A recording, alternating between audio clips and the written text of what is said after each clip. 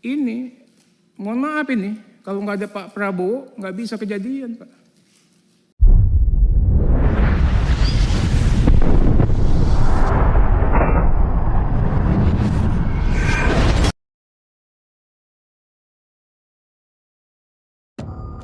Arteria Dahlan, anggota DPR RI, memuji kader Gerindra, serta memuji Ketua Umum, Prabowo Subianto, selaku Presiden terpilih tahun 2024. Yang kata Arteria Dahlan, Prabowo berperan dalam mengatur aparat polisi untuk melonggarkan keamanan yang berdampak kepada rusaknya pagar DPR RI. Pertama-tama saya ucapkan selamat datang Pak Menteri, selamat bertugas di ladang pengabdian baru. Pak Menteri ini asetnya DPR, bukan hanya asetnya Gerindra. Mungkin saja ke depan dan sekarang ini sudah menjadi asetnya Republik kita. Waktu saya menjadi anak buahnya Pak Menteri di Badan Legislasi, hari pertama saya tanya, nama Pak Menteri kan agak susah waktu itu. Ini siapa sih? Oh, itu Ketua Badan Legislasi. Kenapa? Saya tuh kagum dengan gayanya Pak Menteri itu memimpin, ya Pak Awi ya. Melayani semua. Kadang pertanyaan yang remeh-temeh pun dihargai dengan raut muka yang sama dengan pertanyaan yang sangat substansial. Respect, mengorangkan orang. Bapak-bapak nanti tahu nih, belajar nih Pak Cahyo. Beliau begitu dilantik nggak main-main ke petinggi-petinggi, Pak. Tapi datang ke sini. Apa yang bisa kami layani untuk Komisi 3? Berapa, Adis? Nggak pernah ada menteri yang begitu. Mohon maaf, menteri yang kemarin pun juga nggak begitu. Apalagi mandang saya kan anak buah. Ini benar Pak, saya cerita. Ada telepon. Apa kata Pak Menteri? Biar saya yang datang ke Komisi 6 waktu itu. Jadi udah jadi menteri ini, kalau belum jadi menteri nggak apa-apa. Dia yang datengin teman-temannya Pak. Ini yang saya katakan, kita bicara personality. Kita bicara karakter orang. Nah, saya juga minta, ini jajaran Kumham bisa nggak ini mengikuti langgamnya Pak Menteri. Orang yang tadi katanya Puang Andi ya, orang darah biru yang melayani, bukan yang dilayani. Itu. Pak Menteri orang yang tidak pernah mau ribut, padahal balik itu adalah pusaran kepentingan. Saya kerjanya ribut mulu, Bang Andap. Yang dapat barangnya dia semua, Pak. Pak Menteri semua yang dapat. Ini ilmu. Itu. Ini ilmu. Saya lihat Pak Menteri, saya sempat sedih. Kita pernah terakhir haji bareng. Saya itu dari 2 tahun yang lalu, ibu saya ikut haji. Saya udah ngomong kemana-mana. Ternyata yang bawa ibunya beliau, Pak. Itu. Ini yang saya katakan ini, ya itu tadi lah. Ini masalah karakter. Secara profesi, Pak. Ya ini saya Bang Andap, nanti saya ini. Yang saya katakan ini Gerindra hebat. Masang orang the right man in the right place. Kenapa begitu? Menteri ini menginspirasi kita semua. Ya kan? Kalau Bang ini bilang ningrat atau apa, kalau ini orang biasa, itu cerita sama saya sekolahnya aja 4 jam atau apa gitu ya. Orang biasa, asal mau kerja keras, disiplin, mau belajar, bisa jadi orang sukses. Ini luar biasa Pak, pembelajar yang baik. Tidak ada satupun, ini kan kita baru kejadian kemarin kan, tidak ada satupun yang luput dari perhatian beliau. Saya nggak mau ngungkit-ngungkit yang kemarin lah, masalah surprise. Kalau nggak ada Pak Menteri nggak bisa kejadian, kenapa? Dia tahu semuanya. Ini yang saya katakan, kita nggak memiliki orang yang seperti itu. Dia tahu masih ada surprise yang kepending. Dia tahu masih ada ini di sini. Dan setiap pembicaraan undang-undang, bahkan Menteri Hukum pun sekalipun, Kementerian Teknis sekalipun, kalah paham sama beliau. Setiap produk perundang-undangan. Oke, Dirjen Perundang-undangannya harus banyak belajar, jangan sampai kalah sama Pak Menteri. Karena pengalaman kami, jagoan ketua balik kami dibandingkan Pak Dirjen Peraturan Perundang-undangan selama ini. Nah ini kita minta kesiapan ini, pasukan siap nggak? Itu menghadapi hal, kalau undang-undangnya undang-undang biasa KUHP wajar dipaham. Tapi undang-undang teknis beliau paham. Ini yang luar biasa saya katakan. Berikutnya,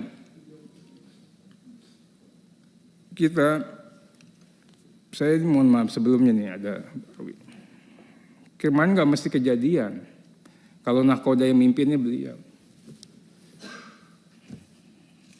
Tidak ada irisan, tidak ada friksi. Kalau kemarin kan sudah mulai ada friksi. Berikut saya apresiasi Pak. Tadi kalau bicara kepanjangan itu Pak Menteri orang baru nggak relevan juga lah kita ngomongin kayak begini. Saya bicaranya hanya singkat seperti yang ada di materi Bapak karena nggak pas kalau saya ngomong panjang-panjang. Pak Menteri, positifnya kita lihat hikmahnya dari sini Pak. 2 dokumen yang Bapak hadirkan, siapa bilang polisi nggak bisa kerja? Ini dua orangnya polisi Pak. Itu, lihat kinerjanya, lihat capaian kinerjanya. Mudah-mudahan kita lagi buat undang-undang Polri Pak. Itu. Kami juga apresiasi realisasi anggaran. Pastinya Pak Menteri, kita sepenuhnya mensupport, mendukung penuh politik anggaran dan kebutuhan anggaran yang dihadirkan oleh Pak Menteri. Kami juga dapat perintah dari Ibu Ketua DPR kami, Pak Menteri, untuk berlaku sportif. Kita harus memberikan ruang, memberikan kesempatan, memberikan waktu, memberikan kepercayaan kepada Pak Menteri baru yang bekerja.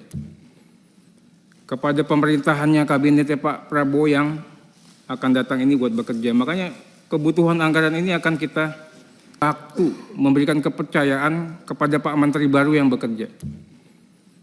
Kepada pemerintahannya, kabinetnya Pak Prabowo yang akan datang ini buat bekerja. Makanya kebutuhan anggaran ini akan kita support maksimal. Nggak fair juga, orang belum apa-apa sudah kita lakukan penilaian. Berikut kami juga apresiasi tindak lanjut dari BPK. Tadi ada senior yang ngomong, itu lagi, itu lagi. Masalah Republik ini itu lagi, itu lagi Pak. Temuannya ya itu lagi, itu lagi. Karena bisnisnya itu lagi, itu lagi. Mainannya itu lagi, itu lagi Pak. Nah ini kan kita nggak usah tahu sama tahu lah. Tapi saya senang dalam kesempatan yang berbahagia ini Pak Menteri berani. Saya mau menjadi mitra yang baik. Ini yang jarang sekali kita dengar. Kita dengar di Kementerian Hukum dan HAM. Kenapa begitu nih seiring nih Pak Habibur Rahman? Ini luar biasa. Kenapa luar biasanya? Sekarang ini Komisi 3-nya hidup. Begitu ada masukan masyarakat diterima, direspon. Ya, direspon. Kalau mitranya kayak bisa menyambut dengan baik, saya yakinlah ada cabang kekuasaan lagi yang bisa memberikan rasa keadilan masyarakat, yaitu DPR RI. Ada kepercayaan publik bahwa DPR bisa menjadi bagian daripada alternatif solusi. Saya minta juga nih kayak Pak Dirjen Imigrasi, ya ada paspor, kita dilibatin, diajak, dikasih cerita. Karena pasti begitu ada produknya Bapak, kita ditanya sama orang Pak. Nah ke depan walaupun saya nggak kepilih lagi, mudah-mudahan teman-teman, Anca kepilih lagi nggak? Insya Allah, Iya, kepilih lagi 5 tahun lagi maksudnya. Ya. Dia. Nah kemudian Pak Dirjen AHU, ini saya tuh punya utang sama notaris. Saya berkatakan sama Pak Dirjen AHU, di atas langit ada langit. Saya nggak mau ribut karena saya segan juga sama Pak Menteri, kan ketua DPP itu ya, menteri saya. Saya bukan siapa-siapa di DPP. Tapi masalah notaris ini kita harus selesain Pak. Ini 2 tahun.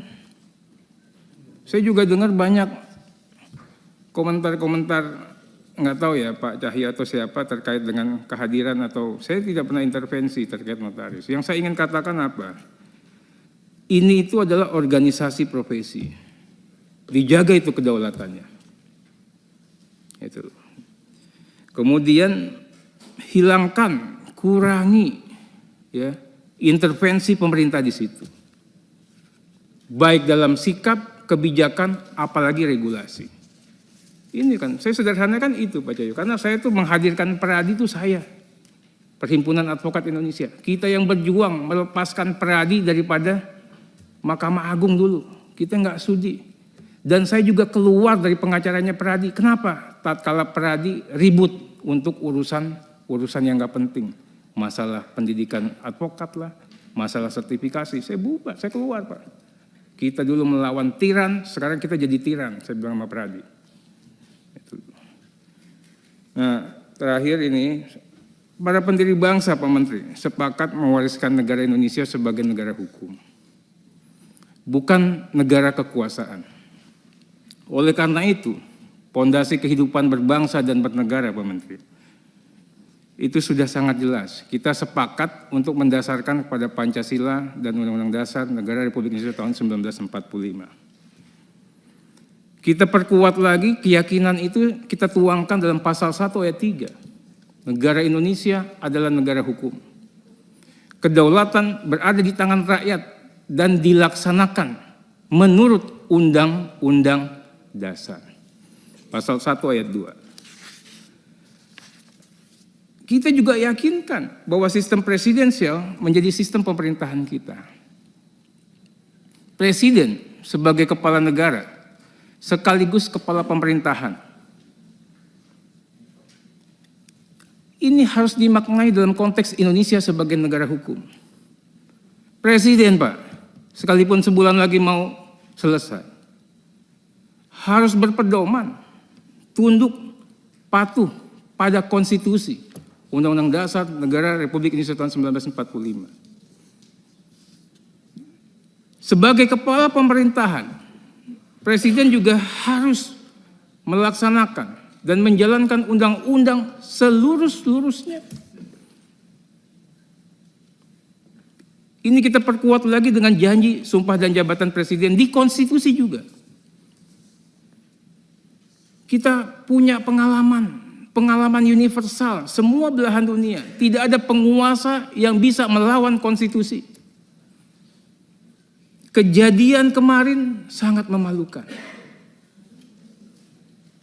Sudah kita ingatkan di dalam rapat balik, apakah keputusan ini sudah tepat, sudah benar, sesuai dengan konstitusi. Tapi sudah kita ambil suatu kebijakan. Malam hari Pak, saya dapat info, inilah setiap kejadian buruk pun ada hikmah positifnya.